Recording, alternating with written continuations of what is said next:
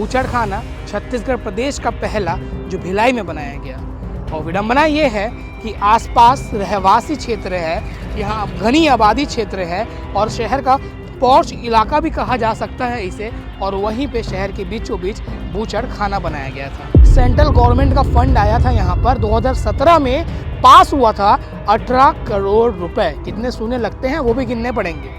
हमारा ये वीडियो बनाने का मुद्दा यही है कि आपके पास बूचड़खाने के सामने के सड़क को बनाने के लिए पैसा नहीं है, फंड नहीं है। यहाँ से 100-150 मीटर दूर आपको सीसी रोड दिख रहा होगा, पर इस रोड में जो राधिका नगर का मेन रोड है, जो नेशनल हाईवे को जोड़ता है, उससे जो अप्रोचिंग रोड है राधिका नगर के निगम कॉलोनी के लिए, वहाँ सड़क बनाने के लिए आपके पास पैसा नहीं है। 5000 परिवार से प्रभावित हो रहे थे। उनका कहना था कि बदबू आएगा और सरकारी सिस्टम में साहब शुरू में तो बास नहीं आएगा, पर पूरे इलाके में बास आएगा। बूचड़खाना खुले, सरकारी सिस्टम है, पर शहर के बीचों बीच ना खुले और यहाँ खोलने का प्रस्ताव हुआ तो किस प्रकार से आप देखिए साहब, यहाँ पैसों की बर्बादी की गई, क्योंकि अब इसको शिफ्ट किया जाएगा और कब शिफ्ट होगा भगवान जाने, और मशीनरी कब निकाला जाएगा भगवान जाने, और उस मशीनरी निकालने के चक्कर में कितना घोटाला होगा, कितना भ्रष्टाचारी होगा, कितने पाना पेंचिस चोरी होंगे, ये भी भगवान जाने। और निगम और सेंट्रल गवर्नमेंट और जो भी प्लानिंग कमेटी है, जो भी अधिकारी हैं, जो भी जनप्रतिनिधि है, उनकी सोच और उनकी प्लानिंग में कमी वाला मुद्दा था। इसे दिखाना जरूरी था ताकि आगे इस प्रकार का काम ना हो और जनता का पैसा बर्बाद ना हो। नमस्कार, जोहार, जय छत्तीसगढ़। आप तस्वीरों में जो तीन शेड और पूरा आप ये एरिया देख रहे हैं, ये भिलाई का सेंट्रलाइज्ड ऑटोमेटिक बूचड़खाना है।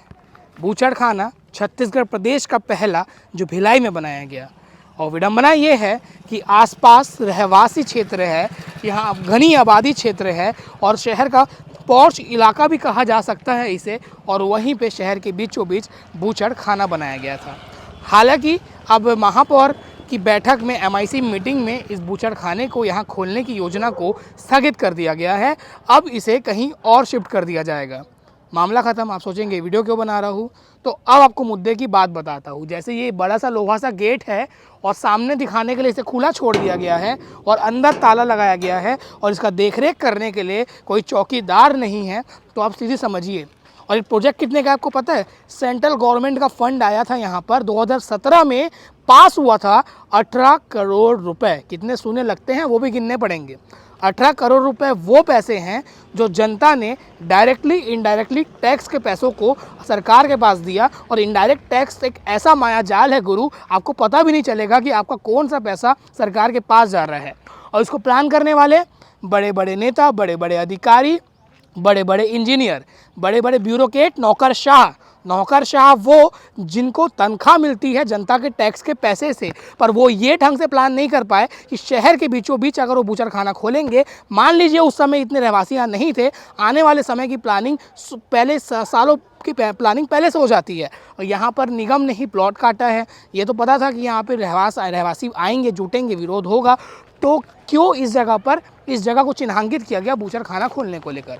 रहवासी क्षेत्र है, इसको लेकर हमने बीते दिनों खबरें भी दिखाई थी कि जमकर विरोध हुआ। आसपास के लोगों ने कैंडल मार्च निकाला। जो यहाँ के पार्षद है राधिका नगर के आदित्य सिंह, उन्होंने भी इस मुद्दे को उठाया और निर्विरोध MIC मीटिंग में शुक्रवार को पिछले हफ्ते ये फैसला लिया गया कि शहर के बीचों बीच ये जो बूचड़खाना है सेंट्रलाइज्ड, जहाँ 16 करोड़ रुपए की लागत से बनाया गया है, बड़े बड़े मशीनरी है, उसको यहाँ पर नहीं खोला जाएगा और नए जगह को चिन्हांकित किया जाएगा जहाँ शिफ्ट किया जा सके।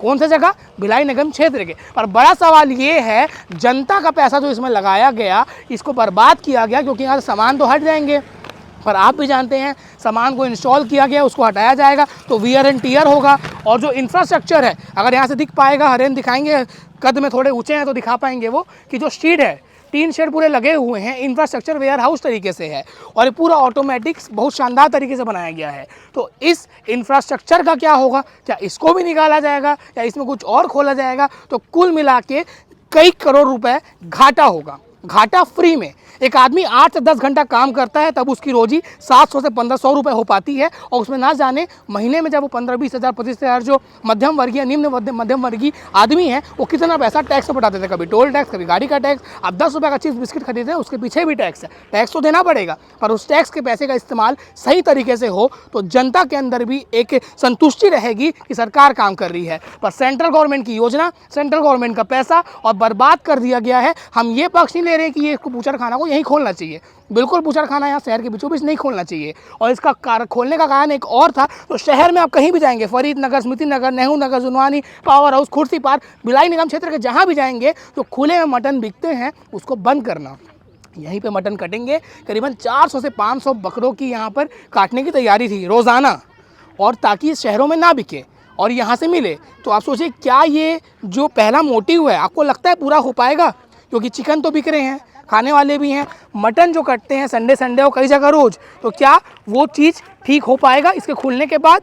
ये भी बड़ा सवाल है। और जो मुख्य चीज़ है, यहाँ से जो शिफ्ट होगा पैसे की बर्बादी होना है। अब बड़ा सवाल ये है कि कहाँ खुलेगा। 5000 परिवार से प्रभावित हो रहे थे। उनका कहना था कि बदबू आएगा और सरकारी सिस्टम में साहब शुरू में तो बास नहीं आएगा पर पूरे इलाके में बास आएगा। एक एग्जाम्पल भी दिया, मध्य प्रदेश की राजधानी भोपाल में भी बूचड़खाना आउटर में खुला गया था पर उसकी बदबू शहर तक आती थी। इसका भी एग्जाम्पल दिया गया। यहाँ पर कैंडल मार्च निकाला गया। इस मुद्दे को हमने भी तत्परता से उठाया। अब न्यू लोकेशन को खोजा जा रहा है और मशीनरी जो है यहाँ से निकाला जाएगा। और कुछ दावा ये था, और 1 महीने पहले की बात है, आयुक्त महोदय जो हैं यहाँ पे, आयुक्त पांडे जी, वो आते हैं और पूरे अमले के साथ निरीक्षण करते हैं। कलेक्टर का आदेश था, अभिजीत सिंह हैं, उन कहते हैं कि 7 साल 4 साल से सरकारी पैसा ऐसी पड़ा हुआ है, चालू करते हैं। चालू करने की तैयारी में थे और यहाँ के लोगों को जानकारी नहीं थी। फिर उन्होंने मोर्चा खोला, विरोध किया, जिसके बाद अब ये फैसला लिया गया है। और जब ये फैसला लिया गया था, यहाँ पर पार्षद भी भाजपा का था, केंद्र में सरकार भी भाजपा की थी, रमन सिंह मुख्यमंत्री थे और देश में सरकार भी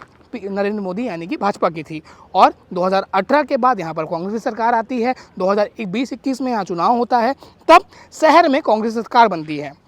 पर इसको लेकर फैसला नहीं लिया गया। बनाते रहे, कोई नाम भी नहीं लिखा हुआ है। यहाँ की बूचड़खाना है, स्लॉटर हाउस है, इसे लोगों को पता भी नहीं चला। तो बड़ा सवाल यही है, हमारा ये वीडियो बनाने का मुद्दा यही है कि आपके पास बूचड़खाने के सामने के सड़क को बनाने के लिए पैसा नहीं है, फंड नहीं है। यहाँ से 100-150 मीटर दूर आपको सीसी रोड दिख रहा होगा, पर इस रोड में जो राधिका नगर का मेन रोड है, जो नेशनल हाईवे को जोड़ता है, उससे जो अप्रोचिंग रोड है राधिका नगर के निगम कॉलोनी के लिए, वहाँ सड़क बनाने के लिए आपके पास पैसा नहीं है। सेंट्रल गवर्नमेंट का एक और फंड का आपको मैं काम बताता हूँ। ये जो आप देख रहे हैं बॉक्स क्रिकेट, ये भी सेंट्रल गवर्नमेंट के पैसे से बना हुआ है, पर इसका आज तक इसका शुभारंभ यानी कि लोकार्पण नहीं हुआ है। और यहाँ पर बिना सिक्योरिटी के कोई भी अंदर खेल रहा है और वी आर एंटियर हो रहा है। और ये क्षेत्र आप जो देख रहे हैं, खुला मैदान, यहाँ पर महीने में कई बार यहाँ के लोग बताते हैं कि बकरा मार्केट लगता है। महाराष्ट्र से लोग यहाँ पर ट्रकों में भरकर, बड़ी बड़ी गाड़ियों में भरकर बकरा लेकर आते हैं और यहाँ से बेचा जाता है। और जिसके बाद उस बदबू से लोग परेशान रहते हैं। वो तस्वीर भी आप देख रहे होंगे, हमको यहाँ के ही रहवासियों ने तस्वीर साझा की है और उन्होंने कहा है कि रोड तो नहीं बना पा रहे, पर यहाँ पर 500 बकरों को मारने की तैयारी थी डेली। बूचड़खाना खुले, सरकारी सिस्टम है, पर शहर के बीचों बीच ना खुले। और यहाँ खोलने का प्रस्ताव हुआ तो किस प्रकार से आप देखिए साहब, यहाँ पैसों की बर्बादी की गई, क्योंकि अब इसको शिफ्ट किया जाएगा और कब शिफ्ट होगा भगवान जाने, और मशीनरी कब निकाला जाएगा भगवान जाने। और उस मशीनरी निकालने के चक्कर में कितना घोटाला होगा, कितना भ्रष्टाचारी होगा, कितने पाना पेंचिस चोरी होंगे, ये भी भगवान जाने, क्योंकि कोई मॉनिटर करने वाला नहीं है। तो ये एक जीता जागता उदाहरण है कि जनता के पैसे को लगाया जाता है बिना प्लानिंग के। जब आपको 8 साल बाद उसको कहीं और शिफ्ट करना पड़े और नुकसान होगा, आपके जेब से पैसे नहीं जाएंगे। जो भी अधिकारी हैं, जो भी इंजीनियर हैं, जो भी अफसर हैं, जो भी जनप्रतिनिधि हैं, पैसे जनता के ही वेस्ट हो रहे हैं। और आप सरकार कर्ज में डूबते जा रहे हैं। आप बोलते हैं कि कर्ज ज़्यादा है, इस चीज़ के लिए पैसा नहीं है। आप एक तरफ डीएड वालों को नियुक्ति नहीं दे पा रहे हैं, शिक्षाकर्मी भर्ती नहीं निकल पा रही है, ऑल ओवर बात कर रहा हूँ। और इसको शिफ्ट करने के बाद पैसे की बर्बादी होनी है। इस पूरे मामले को लेकर आप क्या सोचते हैं, कमेंट सेक्शन में बता सकते हैं।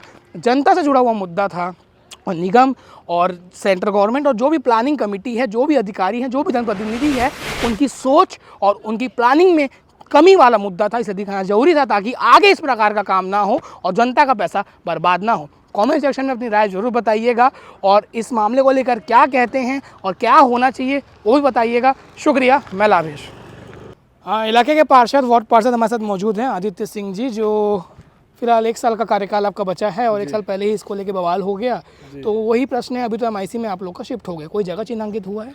देखिए, अभी 1 साल बची है, आप जैसा बता रहे हैं, 1 साल की बात नहीं है। जब मैं पहली बार 2021 में पार्षद चुन के आया था तो लोगों का सबसे पहला कंसर्न यही था कि यहाँ से स्लॉटर हाउस हमारा पार्षद हटाएगा। तो मैंने कहा था कि मैं पूरी कोशिश करूँगा और उसी समय मैं तत्काल जैसे ही मैंने शपथ ली उसके बाद पहला ज्ञापन जो है मैंने कलेक्टर साहब को, आयुक्त महोदय को और महापौर जी को ये दिया था कि स्लाटर हाउस को राधिका नगर से कहीं अन्यत्र जगह पे शिफ्ट करना चाहिए, क्योंकि जब भी यहाँ पर स्लाटर हाउस का प्लान आया होगा उस समय यह बसाहट नहीं थी।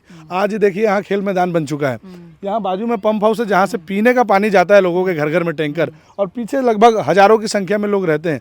तो हमने बहुत कोशिश की कि यह चालू ना हो पाए, शिफ्ट हो जाए, परंतु पता नहीं अचानक फिर नई सरकार जब भाजपा की बनी आज से 2 साल पहले, तो फिर तेजी आ गई थी कि स्लाटर हाउस को खोलना है, लेकिन लगातार विरोध के बाद आज तक स्थिति ये है कि ये बंद है।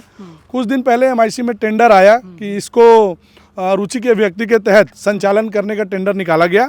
हम लोगों ने MIC में इस बात का विरोध किया और मैं शहर के सभी पार्षदों का, चाहे भाजपा के हो, कांग्रेस के हो, मेरे MIC के सभी सदस्यों का, महापौर जी का भी मैं हार्दिक आभार करता हूं कि MIC में सभी ने पुरजोर विरोध करके इस बात को वहीं पर रोक दिया कि नहीं, स्लाटर हाउस को अभी राधिका नगर में चालू नहीं किया जाना चाहिए। चलिए, बहुत ही अच्छा चीज़ हुआ कि शहर के बीचों बीच नहीं बनना चाहिए, पर जिस समय केंद्र का पैसा है इसमें, उस समय शहर सरकार कांग्रेस की थी और देवेंद्र यादव जो विधायक है मौजूदा, वो महापौर थे।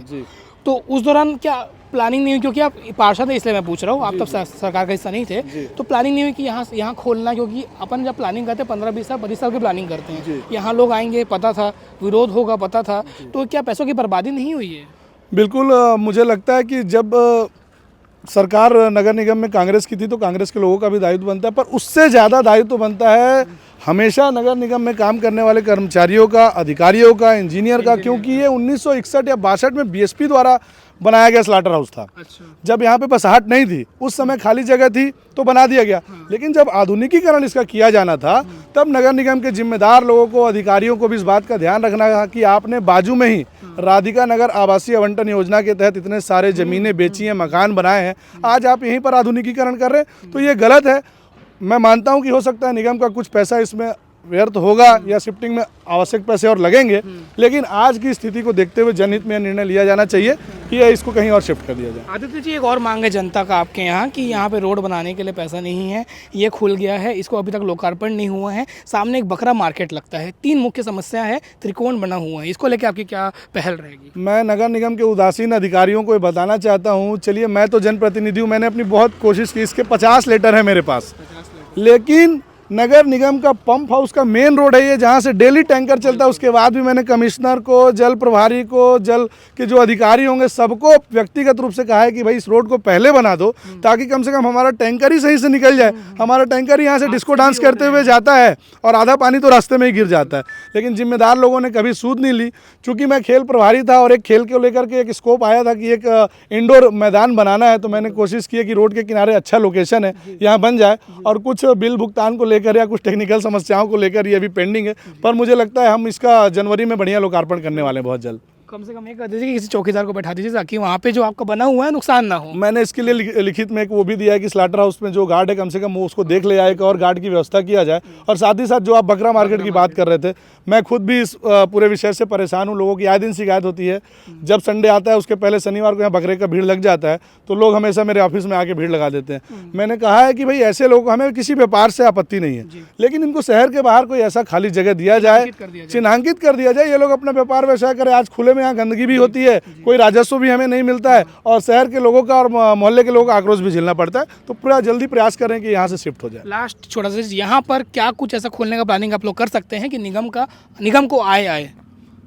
देखिए, ये वैसे बहुत अच्छा सेट बना हुआ है, मशीन तो चलिए शिफ्ट हो जाएगी भविष्य में, ऐसा मुझे लगता है, सभी लोग प्रयास कर रहे हैं, लेकिन हम इसका 2 तरह का उपयोग सोच रहे हैं। आने वाले समय में या तो हम इसको खेल के लिए इंडोर खेल एकेडमी की तरह इसका उपयोग करें, या तो हम महिलाओं के लिए मदर्स मार्केट जैसे अन्य जगहों पर और बन रहा है उसके लिए भी एक प्रस्ताव देंगे ताकि ये हमारे वार्ड के भी काम आ सके। ठीक है, बहुत शुक्रिया, आपने पार्षद जी को सुना जिन्होंने बताया है। आगे प्रयास करेंगे कि जिम्मेदार जो आयुक्त हैं और महापौर है उनसे भी बातचीत की जाए।